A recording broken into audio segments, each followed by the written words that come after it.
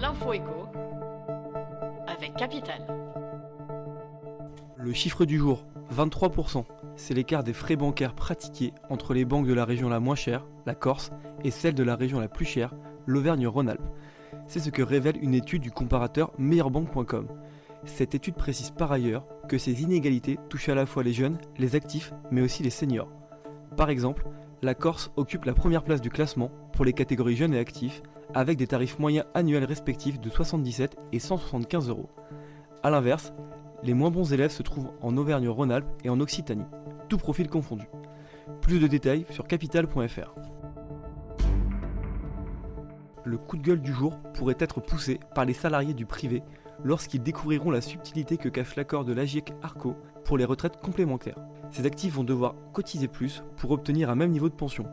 La raison, la baisse du taux de rendement. Derrière ce terme technique se cache le rapport entre la valeur de service du point, qui permet de déterminer le montant de la pension, et la valeur d'achat, soit le montant de la cotisation nécessaire pour obtenir un point AGIRC-ARCO.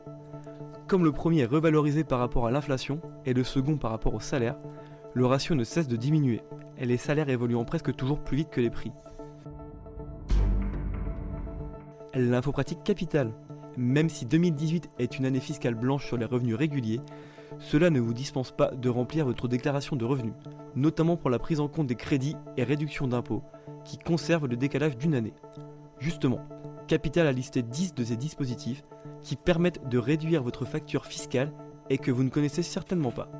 Par exemple, savez-vous que vous pouvez obtenir un crédit d'impôt pour les frais de garde de vos enfants en centre de loisirs, ou encore que les frais de leur scolarisation peuvent vous faire bénéficier d'une réduction d'impôt. Retrouvez notre liste complète sur capital.fr. Et on termine avec ce projet du gouvernement concernant la couverture maladie universelle complémentaire. La CMU devrait être élargie et devenir payante en raison de sa fusion avec l'aide à la complémentaire santé.